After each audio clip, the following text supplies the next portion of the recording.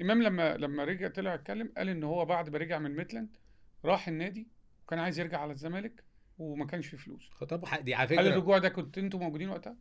اه لا كنا موجودين، مفيش الكلام ده ما طيب. حصلش. لا يعني ايه، هو ده طلع قال كده على الهوا؟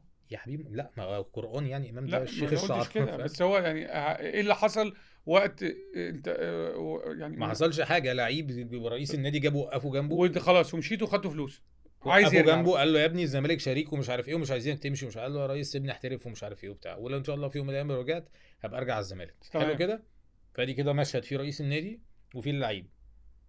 اللعيب ده راح ميتلاند، ما توفقش، انا بقول لك ما توفقش. ايوه تمام. خلاص هو ما كانش رايح كوبري، هو تمام. كان رايح لان ميتلاند ده نادي فعلا كويس.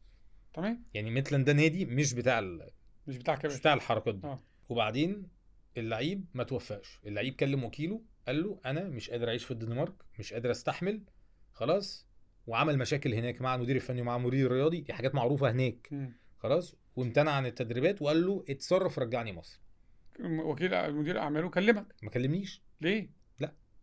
هو كان مش مدير احمد اعماله يحيى. احمد يحيى؟ طب علاقات كانت كويسه، يا حبيبي مفيش فطبيعي علاقات، هو المنطق ايه، اسمع بس يا احمد. يرجع ناديه. لا طبعا. ليه؟ هو واحد متباع ب 3 مليون دولار النهارده هشتريه كمان ب 3 ونص كمان 3 شهور. اكيد لا. فاهم حاجه؟ فالوكيل احرج اصلا يفتح الموضوع، قالها لي من باب. طب لو اسمع اتعرض بس عليه. اسمع بس عشان انت. اه.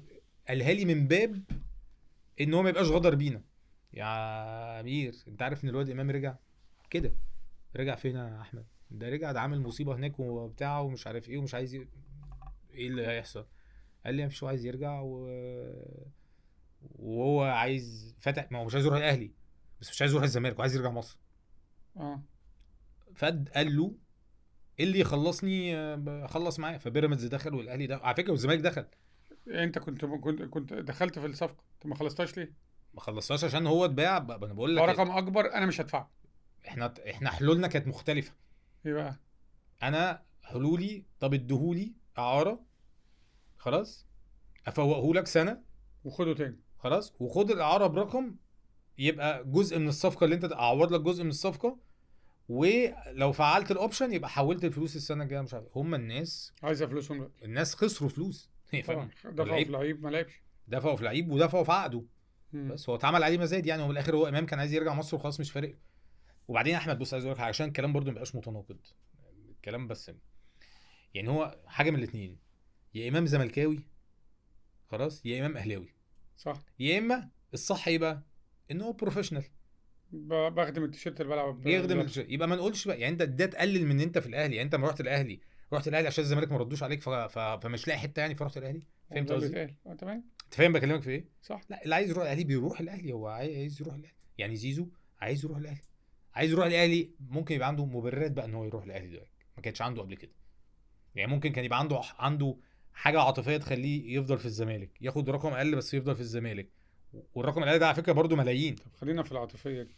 مم. وقت ما جه احمد زيزو الزمالك، كان معروض على الاهلي وكان معروض على الزمالك، وكان بيحاول انه يسوق نفسه في مصر. الاهلي ما خدوش، مجلس اداره الزمالك كله رفض. انت جبته على مسؤوليتك، هل ده صح ولا انا بقول كلام مش صح؟ اه صح. بس هو برضو ما كانش معروض على الاهلي ولا معروض على الزمالك، يعني الموضوع اصلا كان كمان اقل من كده. اقل من الاهلي والزمالك. لا يعني هو يعني يعني وكيله لما هو بص هو كان بيلعب في اكاديميه وبعد اه. كده راح ليرس ليرس. وبعد كده راح نادي تاني اه. اسمه مودرنس في البرتغال. وبعد كده حصل له مشاكل ورجع. فهو لما رجع هو كان بيدور على الليفل بتاع دجله وكده، لان هو نفس اه. ماجد سامي يعني من الناس الشاطرين جدا يعني، هو اللي كان مالك النادي اللي كان بيلعب فيه. فهو الولد ما كانش في يعني ما هو كانش مش في دماغه اهلي وزمالك في الفتره دي. هو مش يعني هو لما وكيل، وبرضه ده تحسب لوكيله اسمه محمد حبشي. حبشي. خلاص. اه. وكيله كلمني لان كان ساعتها وكيله هو وكيل جروس.